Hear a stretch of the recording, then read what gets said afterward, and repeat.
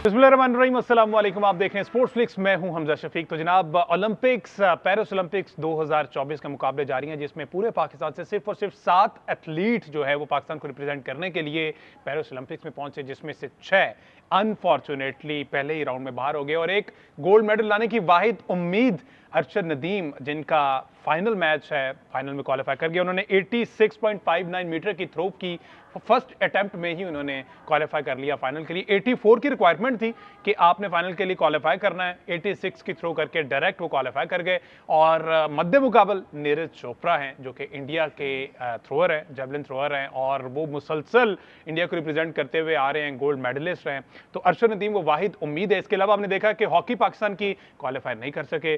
Swimmer थे, shooter थे, javelin thrower थे, ये कुछ कैटेगरीज थी जिसमें पाकिस्तान के जो प्लेयर्स है वो पाकिस्तान को रिप्रेजेंट कर रहे थे। ये सारी सूरत पर बात करेंगे। फॉर्मर कैप्टन सलमान भट्ट साहब हमारे साथ मौजूद स्टूडियोज में, उनसे पूछेंगे कि आखिर क्या वजह है कि क्रिकेट से हटकर दीगर खेल जो हैं पाकिस्तान में उस तरह से ग्रो नहीं कर पा रहे। और इसके साथ साथ फर्स्ट क्लास एक्स क्रिकेटर राजा असर साहब ने भी हमें ज्वाइन किया है। राजा साहब, welcome to the show. Thank you Hamza. राजा साहब, आपसे ही आगाज कर लेते हैं। राजा साहब, अरशद नदीम के बारे में क्या कहेंगे? ये वो बंदा है, मैं पर्सनली ये कहूंगा कि अगर ये इंशाल्लाह जीते हैं तो ये हमारी जीत नहीं होगी, ये वो एक बंदे की जीत है जिसने मेहनत की है बगैर किसी स्पोर्ट के।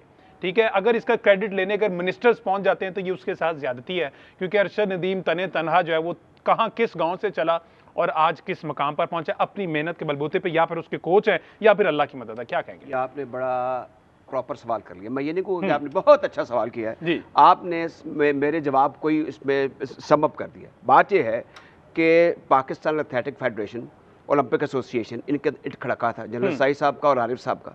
और मैं नहीं कहता कि वो ऐसे लोग थे या वैसे लोग थे। एक तो तवालत बहुत ज़्यादा हमारे कुछ फेडरेशन में रही है, ओलंपिक एसोसिएशन में भी रही है लोगों की, उसकी वजह से हमारे प्लेयर्स का कोई पुरसाने हाल नहीं था। अरशद की बात कर रहे हैं आप, बात ये है कि ये बिल्कुल ठीक है, इंडिजिनस टैलेंट था, ये खुद रेज किया और खाक से उठ के मैं कहता हूँ कि वो कहाँ से कहाँ पहुँच गया और अब वो फाइनल राउंड के लिए क्वालिफाई कर गया। जैसे आपने बताया, अभी जो उन्होंने प्रैक्टिस किया पंजाब स्टेडियम में, मुझे ये बताया कि लाहौर के एक बड़े सीनियर जर्नलिस्ट हैं शायद से, वो कह रहे थे मुझे मेरे रेडियो शो में कि वहाँ पर जहाँ पर ये थ्रो कर रहे थे जेवलिन अपना, वहाँ पे और भी टॉम, डिक एंड हैरी, बहुत सारे बच्चे इनके साथ शोल्डर टू शोल्डर वो भी अपनी प्रैक्टिस कर रहे हैं। अब मुझे बताएं, ये माहौल दिया जा रहा है इसको, तो आफरीन है उन पर, आफरीन उनके माँ बाप पर है, उनके गांव वालों पर है, मेरे ख्याल जिसने ये गौहर नायाब पैदा किया है।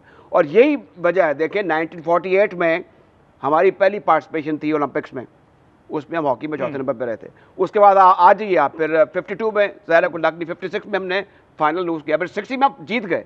इंडिया 28 से ओलंपिक्स खेल रहा था, हमने उसको डी थ्रोन किया। और ये हमीदी साहब का और उनके जो साथ रफ़ाकार थे, एक से बढ़ के एक खिलाड़ी था, ये उनकी कोशिश थी। अब तक देखिए हमारी पार्टिसिपेशन 100% रही है, मास में 1980 के जब यूएसएसआर की इन्वेजन हुई थी अफगानिस्तान में। तो बात ये है, हमारे यहाँ पे फिजिकल टैलेंट बड़ा है, जो अब हम इस पर भी दावा नहीं कर सकते। अब मुझे ये भी बता दूं कि जी बड़ा गौहर नायाब है, बड़ा टैलेंट है और ये और वो है। हमारी इस खेलों को सका सत्यानाश किया, इसमें रियासती इदारे भी शामिल हैं, ये सारे रले हुए हैं। और इसमें मैं और आपको बात बता दूं कि जो फेडरेशन के लोग जिनको तवालत दी गई है स्पोर्ट्स की, और फिर हुकूमत ने इनको दरखोल इख्तना समझा, इनको इनसे बात नहीं की, इनको फंडिंग नहीं की। हॉकी हुकूमत की ग्रांट के बगैर नहीं चल सकती, एथलेटिक्स पाकिस्तान की, हुकूमत पाकिस्तान की या हुकूमत पंजाब जहाँ पे हम रहते हैं उनकी मदद से नहीं चल सकती। ये सारी बड़ी सिंपल और सादा बातें हैं। आप जाके देखें सही पुरसाने हाल क्या है, आपको यहाँ पे कोई हॉकी खेलता हुआ दिखाई नहीं देगा। आप 84 में देखें, आप उसके बाद आप आउट हो गए, वो एक लॉस एंजल्स ओलंपिक में आपने गोल्ड जीता था। अब एक और चीज़ देखिए, आप जैसे यंगस्टर जो हैं वो ये कहते हैं कि हमारे लिए खुशी क्या है, हमारी जो जॉइंट खुशी है वो स्पोर्ट्स है। हॉकी, स्क्वॉश और क्रिकेट है, उसका भी हमने नहीं छोड़ा। एक और चीज़ है, जहाँ पर पैसे नहीं हैं वहां पर भी मसले हैं, और जहां पर पैसे हैं भट्ट साहब बेहतर बताएंगे आपको, वहां पर भी मसले बताएं। अब जो पाकिस्तान क्रिकेट बोर्ड का सदर दफ्तर है वो तनकीद की जद में रहता है और ऐसी ऐसी बातें सुनते हैं खिलाड़ियों के नुक्ता निगाह से, जिसे नदामत से सर झुक जाता है।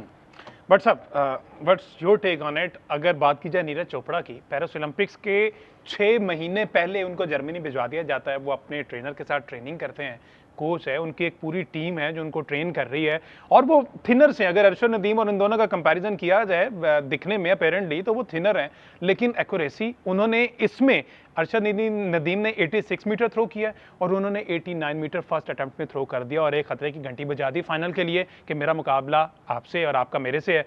लेकिन अरशद तने तनहा, हमने देखा 2-3 महीने उनको दिए गए, पंजाब गवर्नमेंट ने थोड़ा सा सपोर्ट किया, लेकिन उस तरह से उनको सपोर्ट नहीं किया गया जो वो डिजर्व करते थे, जितना वो मेहनती खिलाड़ी है। एहसान किया। अच्छा, एहसान किया है उन्होंने, उनका काम है ये करना। लेकिन मसला ये है ना कि होता है इस मुल्क में सारा कुछ आसान की तरह। आप देखें ना, ये जितनी आपने बात की, आप तो एक सब्जेक्ट पे बात कर रहे हैं। आपकी स्पोर्ट्स में आपके स्कूल किधर है, आपके इंस्टीट्यूशंस किधर हैं, कॉलेज यूनिवर्सिटीज़ किधर हैं, इसमें आपकी नेशनल ऑर्गेनाइजेशंस किधर है जिनके मतलब जिनका ये काम है स्पोर्ट्स को ऑर्गेनाइज करना, जिनका काम है इसकी पॉलिसी मेकिंग करना। आपके इसके सारे सिस्टम के अंदर गवर्नमेंट किधर है आपको? आपके where are your rich people? हर बंदा चाहता है ना कि इंडिया से मुकाबला करना है। जरा देखें कि उनके लोग अपने लोगों को कैसे सपोर्ट कर रहे हैं। इनकी एक ड्राइव है खेल इंडिया, इसी तरह की एक ड्राइव सिंगापुर में है let's play, where they encourage every child from every home के कोई स्पोर्ट टेकअप करें आप, और उसको वहीं से सपोर्ट मिलनी शुरू हो जाती है। आपको क्या मिलता है? आपको तो सही खुराक नहीं मिलती। Nobody is interested. सिर्फ जब वो मेडल या वो पकड़ के निकलता है ना एयरपोर्ट से, तो उसकी ओनरशिप लेने सारे मामे चाचे बन जाते हैं। बिल्कुल। लेकिन जब उसने जाना होता है तो कोई पता नहीं। क्या ये जो आपके एथलीट आज तक, आप इनको तो छोड़ दें जिसने अभी कुछ किया या नहीं किया, जो आपके एथलीट कुछ जीत के आए थे, किसी के पास अपना घर है, छोड़ दें क्या दिया आपने, पैसा दिया, कोई गाड़ी ड्राइव करता है? नहीं। मुझे कोई करंट अपनी प्लेयर बता दे नेशनल गेम का, किसी के पास ये दो चीज़ें इकट्ठी हो। Isn't that an irony? लेकिन इनके ऊपर जो वजीर आता है उसके प्रोटोकॉल की 10 गाड़ियाँ होती हैं, उसकी एक एक गाड़ी का 700 लीटर पेट्रोल टैक्स पेयर के पैसों से। ये वो खेलने हैं जो टैक्स पेयर के पैसे पे हैं, जो अवाम को जवाब दे हैं। लेकिन जवाब इन्हें चाहिए क्रिकेट से, जिस पे 1 रुपया गवर्नमेंट का नहीं लगता, जिस पे 1 रुपया टैक्स पेयर का नहीं लगता। लेकिन फिर भी पाकिस्तान का क्योंकि नाम लगता है, जवाब लें बिस्मिल्लाह। इसका ये मतलब नहीं है कि वो मादर पिदर आज़ाद हैं जो मर्जी करते रहें। लेकिन इधर जिधर तो सारा पैसा ही उनका है, इधर कौन जवाब दे? आज तक आपने कोई अकाउंटेबल देखा है स्पोर्ट्स का मिनिस्टर? आपने कोई अकाउंटेबल देखा है हॉकी का? ओलंपिक फेडरेशंस कितनी बनी हुई हैं, उनका कौन कौन उनका हेड है? कभी आज तक कोई अकाउंटेबल देखा है? नहीं। कहाँ आपके लिए कोई ऐसी ट्रेनिंग की फैसिलिटी है जो यूटिलाइज हो रही है? फैसिलिटीज तो बेशुमार हैं, लेकिन वो खंडर बन चुके हैं। बिल्कुल। क्योंकि उसकी कंस्ट्रक्शन में से आई डोंट नो लोगों के बेनिफिट्स होंगे उसमें, लेकिन प्लेयर्स तक क्या पहुंचते हैं? आपके मेडलिस्ट साइकिलों पे फिरते हैं। कौन पूछेगा और किससे पूछेगा? और कभी लोगों के सामने आएगा कि ये जो इमारतें उनके टैक्स के पैसों से बन रही हैं, जो प्रोटोकॉल्स एंजॉय हो रहे हैं स्पोर्ट्स मिनिस्टरों के, ऐसा ऐसा नालायक है उसमें, ऐसा ऐसा बंदा है उसमें जिसे उसके काम के बारे में 4 सही सवाल कर लो तो वो जवाब देने के काबिल नहीं है, जो वहाँ पे लोग बैठे। मैंने देखे हैं। ये 1.5 साल पहले की, 1.5-2 साल पहले की बातें बता रहा हूँ मैं आपको। They have no interest in sport. They have no interest in the welfare कि वो ह्यूमंस में, स्पोर्ट्समैन में इन्वेस्ट करें। वो इन्वेस्ट कर रहे हैं बजरी में, सीमेंट में, इन चीज़ों में। और फिर उसके ऊपर आपकी स्पोर्ट्समैन की गवर्नमेंट आती है। उनके चाहने वाले तो जब उन्हें कोई नाराज़ होने के लिए ना मिलता, वो शीशा देख के अपने आप से नाराज़ हो जाते हैं, क्योंकि वो फजूल, वो निकले ही नाराज़ होने। मसला ये है कि आपके क्रिकेट ग्राउंडों में जलसे हों, आपके नेशनल हॉकी स्टेडियम में जलसे हों, तो इट टेल्स यू कि एज ए नेशन आप स्पोर्ट्स की क्या इज्जत करते हैं। इतना बड़ा मुल्क है, आपके पास थोड़ी जगह है ये काम करने के लिए कि आप पॉलिटिकल रैलीज जो है वो ग्राउंडों के अंदर करें, इंटरनेशनल स्टेडियम्स के अंदर करें। तो यू डू नॉट पे अ हीड। तो ਤੁਹਾਡੇ ਲਈ कोई वैल्यू ही नहीं है स्पोर्ट की। यू एक्चुअली नेवर अंडरस्टूड कि स्पोर्ट एक नेशन बिल्डिंग में कितनी बड़ी चीज़ है। You actually have no idea. आपके स्कूल कॉलेजों के जो पढ़े लिखे प्रिंसिपल्स हैं, कई बहुत सारे, उनको कोई आइडिया नहीं है। वो आप भी बेचारे कुब्बे ने, तो अगो उन्होंने बच्चे भी जड़े भी डिगे हुए। ठीक है, मोटी मोटी एनकों वाले छोटे छोटे बच्चे हैं। क्या उनको अपना फिजिकल नॉलेज है? क्या उन्हें अपना डाइट का नॉलेज है? क्या उन्हें अपनी एक्सरसाइज का पता है? उनको अपनी बॉडी डेफिशिएंसीज का नहीं पता, क्योंकि स्कूल उनको निचोड़ने में लगे हुए माँ बाप को। उन्होंने बुक बैग भी बेचने शुरू कर दिए, उन्होंने यूनिफॉर्म भी बेचने शुरू करते हैं। ठीक है, और गंदे तरीन कपड़े के बने हुए। Everyone is doing a business. तो भाईजान आप क्या एक्सपेक्ट करते हैं? ये अरशद नदीम को खड़े होकर सलूट करें कि वो यहाँ तक है। अच्छा बट सर, उसको सलूट करें। एक बड़ी रेलेवेंट बात की कि हमारे जो बिजनेस मैग्नेट हैं, एक साहब मेरे से सुबह मेरे साथ वॉक किया करते थे। वो एक बैंक के अंदर डायरेक्टर स्पोर्ट्स थे, और वो कहते थे कि मेरा मालिक मुझे कहता है कि बट नॉनसेंस इज दिस, ये जो रमेश है, और यू टॉक गो फिश, जब मुझे स्पोर्ट्समैन के लिए कोई लेकर आते उसको नौकरी दो, ख़त्म करो सब कुछ। अच्छा, ये हम नेबरिंग इंडिया की मिसाल देकर मैं अपने यंगस्टर को मायूस नहीं करना चाहता, ये उनको डिमोरलाइज नहीं करना चाहता, लेकिन देख ले वहाँ पे टाटा बिरला तो जगह जगह आपको नज़र आ जाएंगे, रिलायंस हर जगह नज़र आ जाएगा आपको। कहने का मतलब और मकसद ये है, जैसे अभी भट्ट साहब ने जिक्र किया कि आपके ये बिजनेस टाइकून्स हैं कहाँ, किधर हैं, ये किधर है, क्यों नहीं स्पेंड करते हैं। एक और चीज़ है, अभी जो भट्ट साहब ने जिक्र किया कि हमारे खिलाड़ी वज़ीर आज़म थे, हमें उनके ऊपर फख्र है, लेकिन जो सत्यानाश उनके दौर में हुआ स्पोर्ट्स का, बर्बाद करके रखा। और राजा साहब बात यह है, उन्होंने शाबाश दी अपने स्पोर्ट्स मिनिस्टर को कि तुमने 4 अरब रुपए बचा लिया। क्या आपके सारे एथलीटों की हालत ठीक हो गई थी? आप मेडल जीतने शुरू हो गए थे जो 4 अरब बचाने पे अभी 38 मिलियन पाकिस्तान स्पोर्ट्स बोर्ड ने दोबारा ट्रेजरी में जमा करा दिया। अच्छा, उसकी बड़ी दलीलें दी जा रही है उसके हक में। एक और चीज़ है कि जब आपको पता है कि हॉकी फेडरेशन जो है पैसे के बगैर नहीं चल सकती, उन्हीं के दौर में हम शुक्र है कि किसी का नाम लेकर किसी पे रकीक हमले नहीं कर रहे। बात यह है कि जब फंडिंग के बगैर नहीं चल रही, अगर उस शख्स को जिसको रखा हुआ है लाजमी रखना है तो उसे कहें यार ये लो 50 करोड़, ये लो 1 अरब रुपया, हॉकी चलाओ। आप प्रो लीग में नहीं गए, जान कर नहीं गए, आपकी दुनिया जहान में तजरील हुई कि आपका टिकट के पैसे नहीं, आपकी जो नेशनल गेम है। अच्छा, अब कैसे एक प्राइम मिनिस्टर हाउस में एक शख्स जो है वो आराम से सो सकता है जब वो खुद स्पोर्ट्समैन है और उसकी बैकग्राउंड है कि उसके जो फैमिली के खानवादे के लोग जो हैं वो सारी गेम्स खेलते हैं बशमूल हॉकी। अब इसमें यहाँ पर आजी हर एक ने अपना हिस्सा डाला। आ जाए यहाँ पर, पहले एक ज़माने में लोग वॉलंटरी काम करते थे, मैं इस चीज़ के हक़ में नहीं हूँ।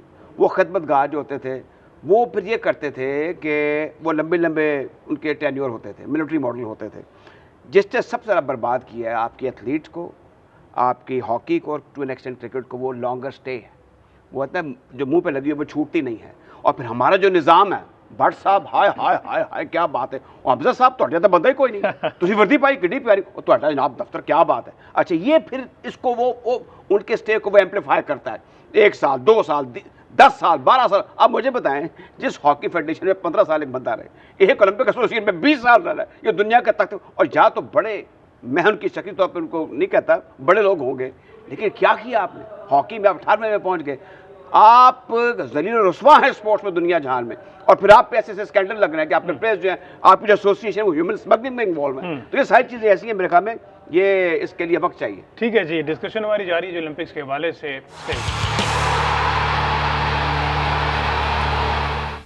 वेलकम बैक जी, डिस्कशन हमारी जारी है। जो स्क्वाड अनाउंस किया गया अगेंस्ट बांग्लादेश, जो सीरीज़ है बड़ी important series ICC test championship के हवाले से 2024-25 में पाकिस्तान का आगाज़ हो चुका है और इसी टेस्ट सीरीज़ से ही फातिहाना आगाज़ से इस स्ट्रीक को कंटिन्यू करेंगे। बात हो रही थी जो स्क्वाड आया उसमें हमने देखा कि इमामुल हक का नाम शामिल है और इमामुल हक जो है वो हर प्रोग्राम में हर जगह पर कहा करते थे कि ओडीआई और टी20 में चाहे मेरी जगह नहीं बनती, लेकिन टेस्ट स्क्वाड जो है, टेस्ट मैचेस जो है, मैं परमानेंट मेंबर हूं। तो भट्ट साहब क्या समझ आती है, क्या वजह हो सकती है इमामुल हक और अचानक से इस तरह से साइड पे करना? पाकिस्तान में यही है, it just takes 1 series, if you are out of favour, वो पड़ी आपकी परमानेंट प्लेस, वो ज़मीन पे कहीं पे उठा लें जाके। You know, nothing is permanent है, there are things that can vary. जब लोग आते हैं दूसरे with a different mindset and they think differently, वो एक चीज़ को दूसरे जाविये से देखते हैं। और आई थिंक यहाँ पर इमाम के साथ जो मुझे पता चल रहा है, जो मुझे समझ आ रही है, आई थिंक उससे किसी ने अभी तक सही कोई जवाब नहीं दिया। मेरे सोर्सेज बताती हैं कि वो फ़ोन कर रहा है, कोई फ़ोन नहीं उठा रहा। अच्छा, हाँ, कोई फ़ोन नहीं उठा रहा उसका। ठीक है। और जो उसकी कोई बातचीत किसी और से हुई है जो कि रेलेवेंट ही नहीं है, वो कह रहे हैं कि आपके इंटेंट का मसला है, कि आपका ना ऑस्ट्रेलिया में इंटेंट नहीं था। तो अब ये इंटेंट नहीं था आपका ऑस्ट्रेलिया में, क्या आप इंटेंट की वजह से मैच आ रहे हैं? जो असल सवाल तो ये है कि ये छुप के बातें करते हैं, यानी कि वो खड्डे से बाहर आते हैं, अपनी आवाज़ कह के फिर वापस अंदर भागते, ये वाला प्रोग्राम चलाओ। भाई आपको एक लॉजिकल एक्सप्लेनेशन देनी है ना। आप कहें कि रन्स नहीं हुए, आप कहें ये नहीं हुआ, आप किसी को ला रहे हैं उसका बता दें क्या वजह है। लेकिन ऑस्ट्रेलिया में तो यू लॉस्ट 3-0, बिल्कुल ठीक है। एंड द प्रॉब्लम इज के आप जब किसी को इंडक्ट करते हैं, डिड यू रियली नो कि ऑस्ट्रेलिया के he was a fit option for Australia?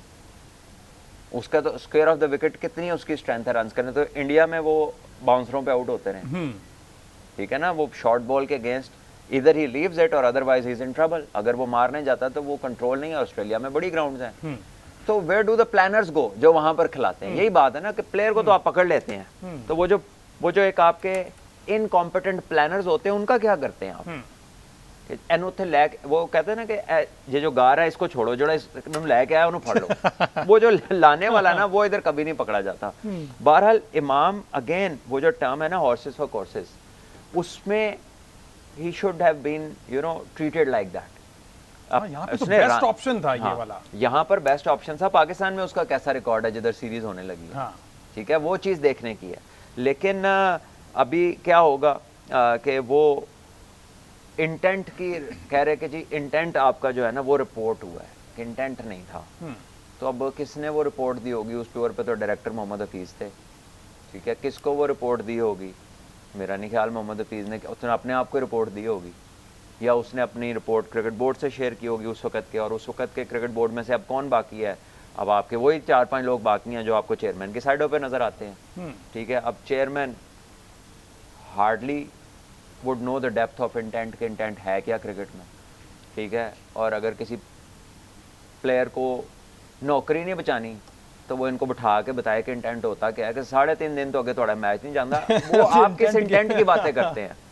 yes. 4 दिन तो आप पूरे मैच के नहीं करते, आप अपनी एवरेज को रो रहे हैं, ठीक है। ऑस्ट्रेलिया आपसे कम एवरेज पे खेल के आपसे 3-0 जीत गया, इसका आपके पास क्या जवाब है?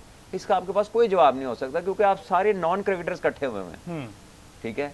और अफसोस ये है कि आपके दौरान जो चंद क्रिकेटर्स हैं, they are not strong enough to take a decision, to make their call as the final call. वो they come under pressures of कि पता नहीं की होएगा, मैनू कट देंगे, मैंने काम नहीं करेंगे, मेरी तनख्वाह का की बनेगा।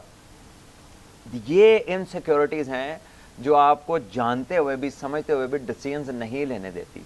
And that is where Pakistan cricket has been in trouble. वो आप गर्दन से पकड़ा हुआ है ऐसे लोगों ने कि जो इस चीज का फायदा उठाते हैं कि यार एने किधर, वो लेते ही वो ऐसे लोगों को है। दे ब्रिंग दोज इंडक्शंस जिनका उन्हें पता होता है कि यार नो ਅਸੀਂ फंसा लांगे। अच्छा सलमान भी, डोंट यू थिंक जो एक लॉबी स्ट्रांग हुई थी अगेंस्ट बाबर आजम, तो जो बाबर आजम से इंटरलिंक प्लेयर्स थे जो उनकी गुड बुक्स में थे, स्टार्ट उन्हीं से कर दिया हो कि जरा इनको तो साइडलाइन कराया जाए ना, फिर बाबर तक पहुंचना भी जरा मुश्किल है, लेकिन स्टार्ट चले इनसे कर लिया जाए, क्योंकि बाबर ने हर मैच में, हर सीरीज में इमाम को प्रेफर किया। देखिए, प्रेफर करते हैं, हर कप्तान की एक अपनी एक कोर टीम होती है जिसपे वो ट्रस्ट करता है कि मुझे मैच जितवाएगी या मेरे मैच में ये अच्छा मेरा साथ देगी, तो वो हर कप्तान की होती है। क्या इमरान खान साहब की नहीं थी? कितने प्लेयर उन्होंने खिलाए जो पाकिस्तान के लिए स्टार्स बने, और कुछ ऐसे भी उन्होंने खिलाए जो चैंपियंस थे डोमेस्टिक क्रिकेट में, बेतहाशा मौके देकर नहीं चल सके इंटरनेशनल में। इमरान भाई ने कितने प्लेयर खिलाए, तो बाकी कप्तानों ने नहीं खिलाए ऐसे प्लेयर। क्या इंजी भाई के दौर में कोई उन्होंने अपनी मर्जी का प्लेयर नहीं खिलाया? खिलाए, हर कप्तान करता है और ये कप्तान का राइट होता है, ठीक है। वो चल जाए तो आप कहते हैं देखो कितना विजन है, वो ना चले तो आप कहते हैं देखें जी ये तो यारी दोस्ती है ये वो, ठीक है। लेकिन एक कैप्टन के लिए और एक प्लेयर के लिए उसको भी पता होता है कि क्रिटिसिज्म मैंने ही at end of the day face करना है, ठीक है। आप बीच में आपके कितने कप्तान बने हैं, नहीं खिलाते रहे अपने फेवरेट्स को, तो ऐसे ऐसे बंदे को उन्होंने पाकिस्तान टीम में जगह दे दी जिसका सिलेक्टरों को भी नहीं पता था कि है कौन, ठीक है।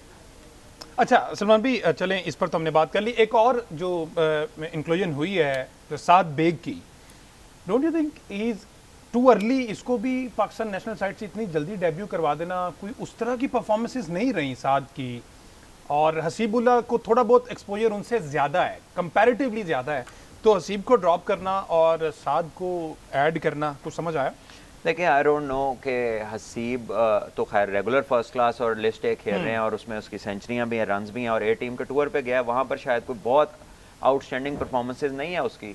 लेकिन साद ने अंडर 19 से ऑनवर्ड्स क्या किया है, I have not seen him. PSL में उन्हें मौका मिला था, PSL is a different ball game, वो T20 है, वो तो रिलेट भी नहीं करती इससे। लेकिन फर्स्ट क्लास में या ग्रेड 2 में उन्होंने कुछ किया है तो I have no knowledge of. हम अभी उसका स्टैट निकाल लेते हैं और उसके ऊपर देख लेते हैं कि what he has come up in terms of performances.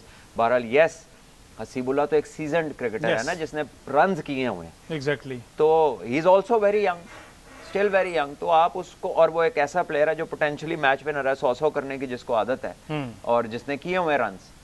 तो मेरा ख्याल है कि जब आप इतना जल्दी लोगों पे शिफ्ट मारते हैं ना, तो you do not send the right message to those people, you do not send the right message to those people. लेकिन then in this country there are people जो अपना इशू फोर्स कर देते हैं, जहां हाथ पड़ता है, मौका मिलता है, फिर वो पूरा का पूरा इशू अपना फोर्स कर देते हैं। अच्छा जी, इसके साथ साथ फास्ट बॉलिंग डिपार्टमेंट में एक चीज मिस है, हमने देखा कि हारिस रऊफ जिसके तरले किए गए, फोन करके 1.5-2 घंटे उनसे रिक्वेस्ट की गई कि भाईजान आपकी जरूरत है हमें, आप आएँ और ऑस्ट्रेलिया में खेलें, वहाँ पर आपकी ज़रूरत है। उसके बाद वर्ल्ड कप आया जी, जिस तरह की परफॉर्मेंस रही उनकी वो भी हमने देखा। तो आपको नहीं लगता कि प्लेयर हिमसेल्फ उसको चाहिए था कि अपने आप को मजीद ग्रूम करने के लिए जरा 4 डे 5 डे क्रिकेट खेले ताकि उसको मजीद पावर मिले? देखिए हारिस ने जब वो रिफ्यूजल दिया था तो it was in other words वो एक अनाउंसमेंट थी कि मैंने रेड बॉल क्रिकेट नहीं खेली। और फ्यूचर में भी उनका कोई इरादा नहीं लगता, और अगर होता या पाकिस्तान क्रिकेट बोर्ड का इरादा होता तो फिर उसको एनओसियां ना मिलती कि वो जाकर अभी 100 खेल रहा है। इससे पहले वो अमेरिका में मेजर लीग खेल रहा था and he is on a roll, वो कर रहा है अपना, ठीक है। So I think there has been a decision taken in terms of Haris Rauf which may not be announced, लेकिन लगता ऐसा है क्योंकि वो तो किसी कैंप में ही नहीं है, किसी ना ए टीम में है ना कहीं पे है। तो इसका मतलब है कि रेड बॉल से उसने कह दिया कि मैंने नहीं खेलना, और इन्होंने उसे एक्सेप्ट कर लिया कि ठीक है, उसकी कैपेसिटी नहीं है, वो कैपेसिटी बनाना भी नहीं चाहता, is not ready mentally to accept the challenge और डिलीवर इन दैट। और उसको लाहौर कलंदर्स का प्रोडक्ट है, उन्होंने उस पर मेहनत की, उन्होंने उस पर इन्वेस्ट किया, और वो भी यही कहते हैं कि ये तो बॉलर ही हमने 4 डे का तैयार किया है, तो हमने तो इसको पूरा तैयार ही नहीं किया। तो देन ठीक है, उनकी it's enough of a testimony कि जब आपके कंस्ट्रक्टर्स कह रहे हैं कि जी ये प्रोडक्ट हमने बनाई नहीं है इस काम के लिए, तो फिर उन्हें ही मान लो। और वो बच्चा भी इंटरेस्टेड नहीं है तो जस्ट लीव हिम अलोन, ठीक है। उनके साथ फिर तवज्जो दें जो करना चाहते हैं, बिकॉज अगर आप फोर्स करेंगे तो वो रिजल्ट भी नहीं आएगा आइडियल। बिल्कुल इसी तरह है जी। Let's see. अच्छा, सात बेग की बात एंड पे कर दें, उनका तो कोई रिकॉर्ड ही नहीं है। सात बेग्स सिवाय अंडर 19 के सिर्फ पीएसएल खेले हैं, ना लिस्ट ए का कोई रिकॉर्ड अभी तक आ रहा है सामने क्रिक इन्फो के ऊपर, और ना ही उनका फर्स्ट क्लास का कोई रिकॉर्ड है। अब आप ये देख लें कि हमारे मुल्क में कैसा कैसा छक्का लगता है। सवाल सिर्फ मेरा यही था तब भी जब साइम अयूब की इंक्लूजन हुई थी, और अब साथ बेग को जिस तरह से लाया गया है तो पैराशूटर्स जो है ना वो पूरा का पूरा माहौल खराब करते हैं। हमने साइम अयूब को दी के जगह बनाने के लिए ओपनिंग पेयर तोड़ा गया और ये सारी जो है कॉम्बिनेशन चेंज किया गया। इस पर एक बहुत बड़ा सवालिया निशान है जी। आज के शो से इतना। वेलकम बैक जी। बात हो रही है ओलंपिक्स के हवाले से 2024। 7 एथलीट पाकिस्तान से गए, 6 पहले मरहले में वापस आ गए। एक से उम्मीदें हैं कि शायद इंशाल्लाह अज़्ज़ा-वजल वो गोल्ड मेडल जीतकर मुल्क पाकिस्तान का नाम रोशन करें। राज साहब, गुफ्तगू हमारी जारी थी, क्या मसले मसाइल जिस तरह से भट्ट साहब ने बता दिया, पैसा बहुत है, लगाने का दिल नहीं कर रहा, ठीक है। जो वहाँ पर आला ओहदेदार बैठे हैं वो सिर्फ अपनी जेबें भरने में मसरूफ हैं, 10-10, 15-15 साल से वहाँ पर मौजूद हैं, लेकिन खेल और खिलाड़ी पीछे जाई जा रहे हैं और उनका बैंक बैलेंस जो है वो आगे जाई जा रहा है। क्या इसका हल है? देखें, एक और चीज़ है, वैसे तो ओवरऑल मैं इंडिया का चेक कर रहा था, जो टेबल जो टैली है पॉइंट्स की मेडल्स टैली जो है, उसमें ओवरऑल 66 अभी तक रेसिपिएंट्स हैं मुख्तलिफ मुल्क जिनको अभी तक जो नेक्स्ट में सिल्वर, ब्रॉन्ज या गोल्ड, इवन गोल्ड मिला है। उसमें 66 में इंडिया का नंबर 60वां है। अच्छा, ये जो साउथ ईस्ट एशिया है, उनको हम ये नहीं कह सकते कि वो उन्होंने कोई बड़ी ख़राब परफॉर्मेंस दी, उनकी मुल्क की सतह पर तो हर चीज़ बड़ी ऑर्गेनाइज है ना, जो हमारे नहीं है। अब इसमें देखना ये है कि हम इधर क्या कर रहे हैं, मुल्क में क्या हो रहा है। कहीं ग्राउंड आपको आबाद नज़र आई है, कहीं हॉकी ग्राउंड नज़र आई है। आप देख लें, स्कॉश का भी बुरा हाल है। हमजा, आपका हम नाम जो है, वो एक कोलंबिया, पता नहीं वो उस मुल्क की टीम से हार गया, कोरिया, इस किस्म की टीमों से हार रहा है वो। पिछले साल जो लास्ट वर्ल्ड चैंपियनशिप हुई थी उसमें वही वजह है ना। अच्छा, उसमें फिर रिवर्स गेयर लग गया। अच्छा, एक और चीज़ है जो मैं उस दिन इंटरव्यू कर रहा था स्कॉश टेक लेजेंड का, जहांगीर खान का, तो वो कह रहे थे कि नॉन स्टेज एक्टर्स। देखिए, स्पोर्ट्स की मैनेजमेंट तो है, लेकिन ये हाईली टेक्निकल जॉब है। लग पता जाता है इन लोगों को, अगर इससे कोई बात की जाए क्रिकेट के हवाले से या हॉकी के हवाले से या स्कॉश के हवाले से, पहली बात यह है कि आपको थोड़ा बहुत पास्ट का भी पता होना चाहिए। हम इसलिए जिक्र कर ले तो मैं गाहे गाहे बीच में कि हमारी नौजवान नस्ल को पता लगे या पता चले कि we are a superior nation. हम एथलेटिक्स में भी ठीक ठाक परफॉर्म करते रहे, हमारे पहलवान भी ठीक ठाक करते रहे, हमारे अब्रार भी गोल्ड मेडल जीतते रहे, बॉक्सिंग हमारा सब ठीक रहा है। ये बदतरीन डिकेडेंस पैदा हुई है। मैं क्या करूँ कि जो कुछ है वो अब ऊपर आ गया है। अब इसमें मुझे लगता है कि ये जो हमने जिन लोगों को मैंने बचपन में जवान देखा था, जो बूढ़े हो चुके हैं, लेकिन वो जुज़्वे लाइश वक्त के तौर पर वो एसोसिएशन में बैठे हुए हैं। अच्छा, उनके घरों में बैठने की जगह कोई नहीं है। मुझे शायद शेख साहब ने बताया था कि इनको फर्निश्ड एयर कंडीशन दफ्तर मिले हुए हैं। उनके जो मुलाजिम हैं वो घरों के काम भी कर रहे हैं, घरों के सौदे भी ला रहे हैं, उनके ज़ाती काम भी कर रहे हैं, उनके ज़ाती कारोबार भी कर रहे हैं। ये हकीकत मैं आपको बता रहा हूँ, ये सब कुछ है यहाँ पे। और यहाँ पे एक तो स्पोर्ट्स है, दूसरे शोबे भी इसके लड़के में आए हुए हैं जो नॉन गवर्नमेंट हैं, जहाँ पे फंडिंग होती है सरकारी। तो कहने का मतलब मकसद ये है कि ये फिश शॉट फ्रॉम हेड। अब होना ये चाहिए कि या तो प्राइम मिनिस्टर्स में इंटरवीन करें, क्योंकि देखें ये स्पोर्ट्स वाहिद है चाहे वो क्रिकेट हो, खास तौर पे क्रिकेट जो हमें इकट्ठा करती है, जो वर्ल्ड कप में हुआ हम इसी फ्लोर पर थे ना, कितना हमारा एहतमाम था, कितना बंदोबस्त था, कितने वसी अरेंजमेंट थे, खाक में मिल गए सिर्फ इसलिए कि वहाँ पर, अब ये डोमेस्टिक क्रिकेट की बात कर रहे हैं, ये माइंड सेट चेंज करना होगा। जो कुछ वहाँ पर इनके दिमागों में खेला जा रहा था, ये डिपेक्ट करता है हमारी जो एक नेशनल सोच है, हमारी जो मेंटेलिटी है, उसका ये एक अमली मुजाहरा था। तो मेरे ख्याल में बहुत कुछ होना चाहिए। बहरहाल इसके जिस तरह से फिटनेस की बात की, सलमान भट्ट साहब भी बारहा दफ़ा कह चुके हैं कि स्पोर्ट्स में फिटनेस बहुत ज़्यादा ज़रूरी है और अब के टाइम में तो बहुत ज़रूरी है। भट्ट साहब ओलंपिक्स फिटनेस के वाले से वो इतने स्ट्रिक्ट हैं, इंडियन वो फाइनल में पहुंची हुई है, उनकी एक बॉक्सर है, 50 किलो कैटेगरी है, 50 किलो उसका वेट है, लेकिन 100 ग्राम ज़्यादा है, उसको डिसक्वालीफाई कर दिया गया है फाइनल मैच से। ठीक है, इस हद तक फिटनेस पे काम कर रहे हैं, इतनी सख्ती है, लेकिन हम कहाँ खड़े हैं एज नेशन। अगर स्पोर्ट्स की बात की जाए, क्रिकेट तो चलो आवे का आवा बिगड़ा हुआ है, बाकी अगर इंडिविजुअल स्पोर्ट्स है तो एक अकेले बंदे का भी दिल नहीं कर रहा कि मैं अपनी फिटनेस पे काम करूं। पहले हम कहते थे कि शायद ये रेलेवेंट है कि ये कौम ना ज़रूरी काम से सो रही है। वो एक शहजाद रॉय ने एक बनाया था बड़ा, तो वो रेलेवेंट था कि शक ये था कि शायद सो रहे हैं, रिलैक्स हैं, दिल नहीं करता, कोई ज़्यादा मेहनत का दिल नहीं है। लेकिन अब तो ऐसे लगता है जान के कर रहे हैं जो हो रहा है। अब तो ऐसे लगता है कि कोई एजेंडा चल रहा है कि बेड़ा गर्क करना हर चीज़ का, और चुन के वो बंदा हर जगह पे बिठाया जा रहा है जो आया ही इस काम से है कि काम तबाह हो जाए, तबाह कर रहा है, और उसका कॉम्पिटेंस से कोई लेना देना ही नहीं है। उसका प्रोग्रेस तो आप दूर की बात है, ही मेक श्योर कि आप जहां हैं वहां से 10 दर्जे नीचे जाएं। तो ये बड़ी अलार्मिंग चीज़ है, बड़ी खतरनाक चीज़ है। अब वो ज़हन में ख्याल भी नहीं आता कि यार शायद लेजी है या इन्हों पता नहीं है, तो लगता है उन्हें पता है कि बेड़ा गर्क किस तरह करना, और ये वाले हालात हो गए हैं।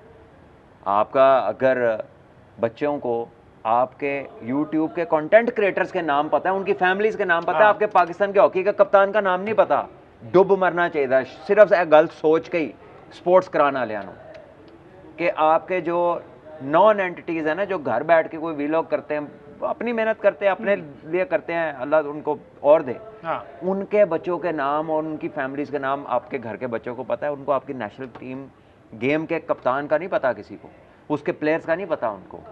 तो इट इज़ इनफ कि अगर आप थोड़ी शर्म किसी को आए, इट इज़ इनफ, लेकिन नहीं आनी। भट्ट साहब एक चीज़ है, इस पर रोशनी डालिए ज़रा, कि एक जो भट्ट साहब ने वजूद लाई वो है बेइज्जती प्रूफ।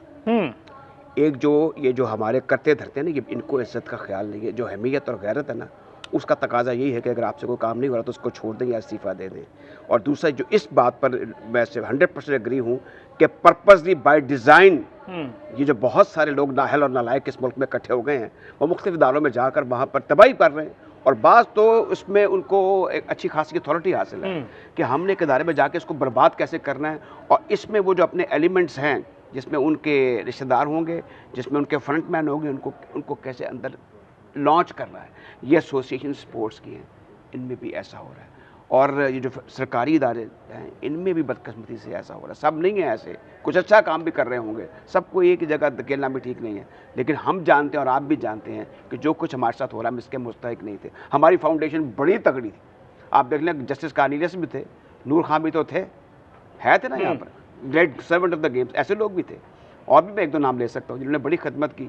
यहीं से देखें, सामुल अभी ऊपर के सामने आया ना, जहांगीर खान यहीं से आया ना, शहबाज सिंह की बात करें, मैराडोना जो फुटबॉल का था, मैराडोना ऑफ हॉकी, यहीं से मर्ज किया ना। देखिए, सारे स्टैंडर्ड्स का कत्लेआम जो है ना, ये यहीं से शुरू हो जाता है, बल्कि जेनोसाइड है ये जो आप मेरिट का कत्ल करते हैं। मेरिट का जो सही जेनोसाइड हुआ है ना इस मुल्क के अंदर, ये सारे उसके सम्राट हैं, और ये बढ़ते जा रहे हैं। और मेरिट कहीं अभी तक दूर तक नजर नहीं आ रहा, और nobody looks interested in merit. The worst part is कि किसी को इंटरेस्ट ही नहीं है कि मेरिट पे भी कुछ करना है। अल्लाह ही है इस चीज़ को। अच्छा भट्ट साहब, एक और चीज़ है, जब मैंने शुरू में भी जिक्र किया था, और हमजा आप भी सुने कि पहले हम रोना रोते थे कि हॉकी फेडरेशन के पास पैसे नहीं है, क्रिकेट बोर्ड तो माला माल है ना। मैं उनके किसी ऑफिसर को क्रिटिसाइज़ नहीं करना चाहता, प्लेयर्स का एक स्टेक होता है, उनके पेरेंटहुड का एक स्टेक होता है। मुझे बताएं, जहाँ पर पैसे की फरावानी है वहाँ पर आप बॉटम पे हैं, आपकी क्या हैसियत है, रैंकिंग में आप कहाँ खड़े हैं? बात ये पैसा होना ना होना is a secondary issue, merit ही नहीं है। बात तो मेरिट की हो रही है, तो क्या फर्क पड़ता है अगर आप इनकॉम्पिटेंट है, आपके बैंक में जो मर्जी पढ़ो, you still be are no good, आप इनकॉम्पिटेंट ही। हाँ ठीक है जी, आवे का आवा बिगड़ा हुआ है। हल्की सी छोटी सी कोशिश थी कि इन लोगों को झंझोड़ा जाए कि खुदारा पाकिस्तान में खेल को प्रमोट करें, इनको खेल और खिलाड़ी को आगे बढ़ने दें। आज के शो से इतना ही।